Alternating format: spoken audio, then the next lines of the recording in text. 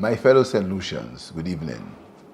The government of St. Lucia, when under the administration of the St. Lucia Labour Party, has always made the welfare of workers a priority and sought to ensure that wages are in line with the local and international economic environments. Putting people first is one of the core values and philosophy of the St. Lucia Labour Party. These values have been passed to generations of leaders and will continue to guide my administration's actions. A studied look at history will show that it has mainly been SLP-anchored governments that have championed transformative pro-worker legislation in St. Lucia.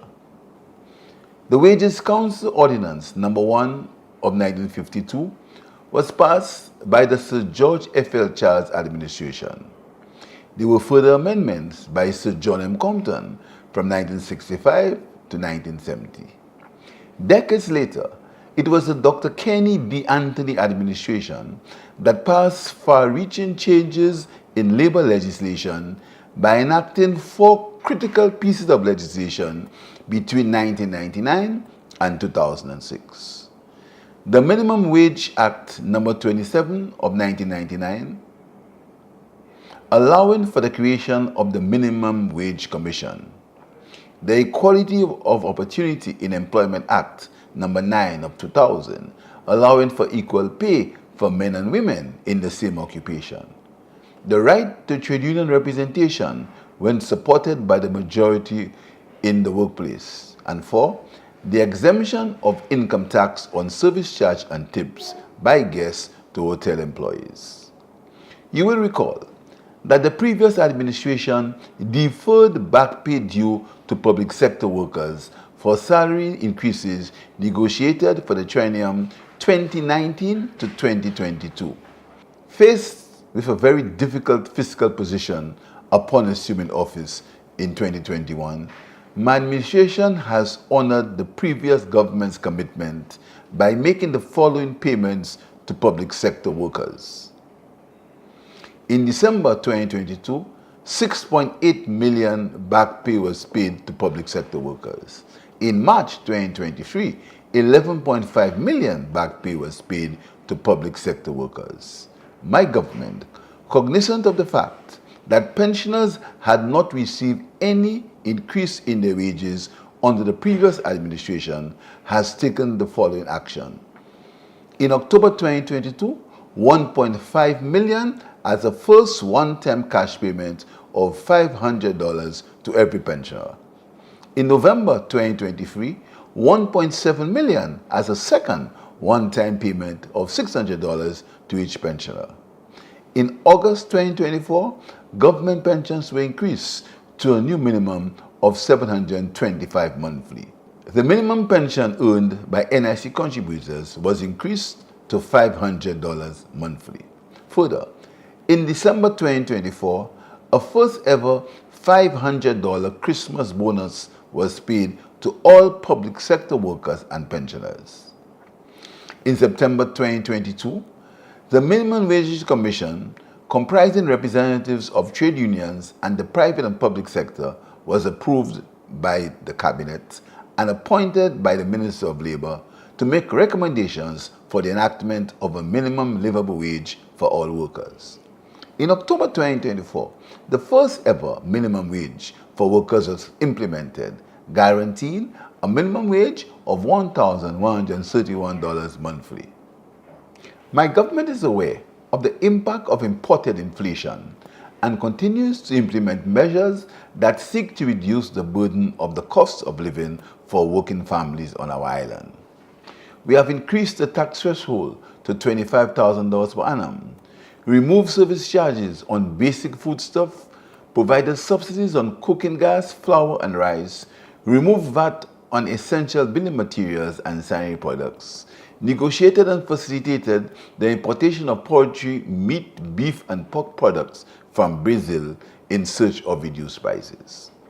It is because of the government's concern for the burden of imported inflation on workers and their families that I urged and thanked the unions and the GNT to negotiate the best possible deal under current economic circumstances for the workers of St. Lucia. In December 2024, the government negotiating team successfully completed negotiations with the Trade Union Federation representing workers from the following organizations: the St. Lucia Civil Service Association, the St. Lucia Fire Service Association, St. Lucia Medical and Dental Association, St. Lucia Nurses Association, St. Lucia Teachers Union, the Viewford Dock and General Workers Union. The Cabinet approved the agreement reached by the government negotiating team in January 2025. In February 2025, the Bodily Correctional Officers Association accepted the wage proposal. On February 2025, the government will pay a 6% tax-free back pay to all government employees from grade 1 to 18 for the triennium from April 1st, 2022 to March 31st, 2025. The payment will amount to approximately $34.5 million and will be applied as follows: 2% salary increases for fiscal year 2022 to 2023, 2% for the fiscal year 2023 to 2024, and 2% for the fiscal year 2024 to 2025. The back pay will be paid to all eligible public officers, fortnightly employees, and pensioners employed during that period. The government will also pay the increased salaries from this month on February 20th, 2025. In addition, eligible statutory bodies will receive an adjustment to the subvention to allow for the processing of back pay and salary increases for their staff. The government has also given consideration to pensioners who retired prior to April 1st, 2022 and would therefore not benefit from the triennium increases and back pay granted to public officers between grades 1 to 18. As a gesture of goodwill, the government has agreed to pay a one-time bonus of $500 to all pensioners who retired prior to April 1st, 2022. This one-time payment will total $1.5 million and will also be paid on February 20th, 2025. Going forward, public officers from grade 1 to 18 will receive a 7% salary increase for the triennium April 1st, 2025 to March 31st, 2028. This increase will be applied as follows: 2% for the fiscal year 2025-2026, 2% for the fiscal year 2026 to 2027, and 3% for the fiscal year 2027 to 2028. Although negotiations between the government negotiating team, the GNT, and the Police Welfare Association and the National Workers Union are still ongoing, police officers and fortnightly paid workers represented by the National Workers Union will receive their back pay together with other public sector workers. However, I have instructed the government negotiating team to use their best efforts to ensure that negotiations on issues of concern are resolved in an amicable manner at the earliest possible opportunity. My government is also in receipt of correspondence from the TUF, and discussions are ongoing on the matters raised. I want to thank the Trade Union Federation, the government negotiating team, public sector workers, and the Cabinet of Ministers for working diligently and collaboratively to reach an agreement during the negotiations.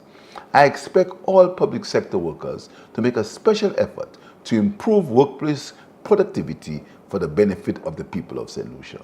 My administration remains committed to the welfare of all workers and to the overall development of our country. Happy 46th Independence Anniversary to the people of St. Lucia. I thank you.